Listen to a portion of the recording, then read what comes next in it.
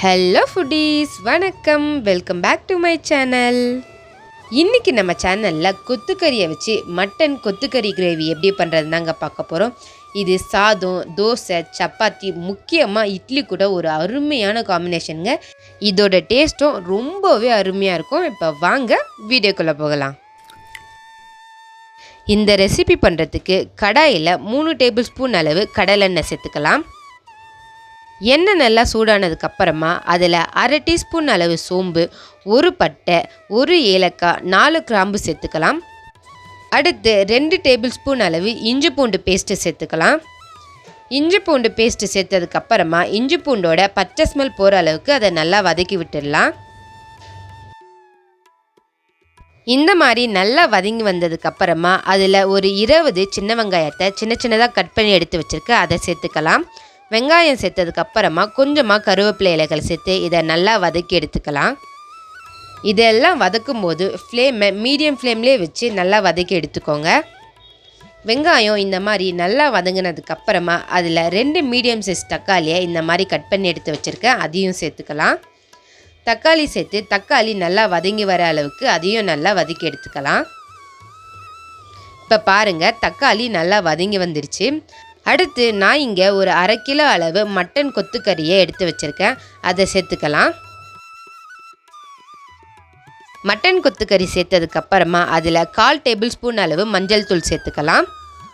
அடுத்து 1 table spoon அளவு மிளகாய்த்தூள், 1 டேபிள் ஸ்பூன் அளவு கரம் மசாலா, 1 டேபிள் ஸ்பூன் அளவு மல்லித்தூள், தேவையான அளவு உப்பு எல்லாத்தையும் சேர்த்து நல்லா இந்த மசாலாக்களோட பச்சை ஸ்மெல் போகிற அளவுக்கு மீடியம் ஃப்ளேம்லேயே வச்சு இதை நல்லா குக் பண்ணிக்கலாம்.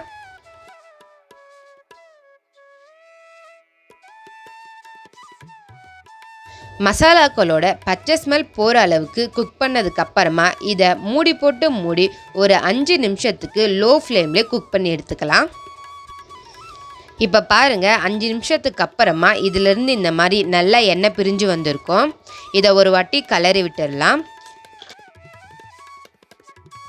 இந்த மாதிரி நல்லா கலந்து விட்டதுக்கப்புறமா இந்த மட்டன் கொத்துக்கறிக்கு தேவையான அளவு தண்ணி சேர்த்துக்கலாம்.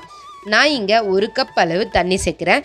நீங்கள் 1 கப்பிலிருந்து 2 கப் வரையும் தண்ணி சேர்த்துக்கலாம். தண்ணி சேர்த்ததுக்கப்புறமா இந்த கிரேவிக்கு தேவையான அளவு உப்பு சேர்த்துக்கலாம். உப்பு சேர்த்ததுக்கப்புறம் ஒரு 2 பச்சை மிளகாவை நான் இந்த மாதிரி கீறி எடுத்து வச்சுருக்கேன், அதையும் சேர்த்துக்கலாம். இந்த ஸ்டேஜில் பச்சை மிளகாய் சேர்க்கறதுனால இந்த கிரேவியில் பச்சை மிளகாவோட ஃப்ளேவர் இறங்கி ரொம்பவே சூப்பராக இருக்கும்.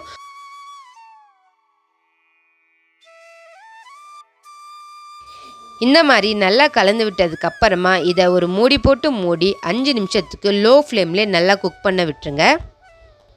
இது குக் ஆகிற டைமில் நாம் இங்கே ஒரு மிக்ஸி ஜாரில் 2 டேபிள் ஸ்பூன் அளவு உடைச்ச கடலை சேர்த்துக்கலாம். உடைச்ச கடலை சேர்த்ததுக்கப்புறமா அதில் ஒரு 4 கிராம்பு சேர்த்துக்கலாம்.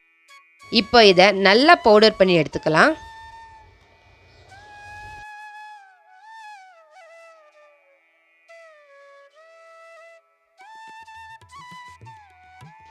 இதை இந்த மாதிரி நல்லா பவுடர் பண்ணி எடுத்துக்கோங்க. இது இருக்கட்டும்.